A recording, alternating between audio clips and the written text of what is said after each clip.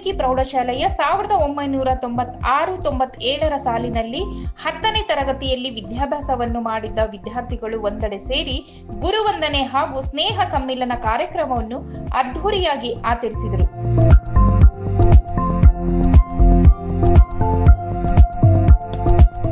ನಗರದ ಪುಣ್ಯಾನಂದಪುರಿ ಕಲ್ಯಾಣ ಮಂಟಪದಲ್ಲಿ ಒಂದಾದ ವಿದ್ಯಾರ್ಥಿಗಳು ಒಟ್ಟಾರೆ ಸೇರಿ ತಮ್ಮ ವಿದ್ಯಾರ್ಥಿ ಜೀವನವನ್ನು ಮತ್ತೆ ಮೆಲುಕು ಹಾಕಿದ್ದಾರೆ. ಗುರುಗಳೊಂದಿಗೆ ಸೇರಿ ಆಟಗಳನ್ನು ಆಡಿದ ವಿದ್ಯಾರ್ಥಿಗಳು ಕುಣಿದು ನಲಿದು ತಮ್ಮ ಹಳೆಯ ಜೀವನವನ್ನು ಜ್ಞಾಪಿಸಿಕೊಂಡು ವಿದ್ಯೆ ಕಲಿಸಿದ ಗುರುಗಳಿಗೆ ವಂದಿಸಿ ಗೌರವಿಸಿದರು.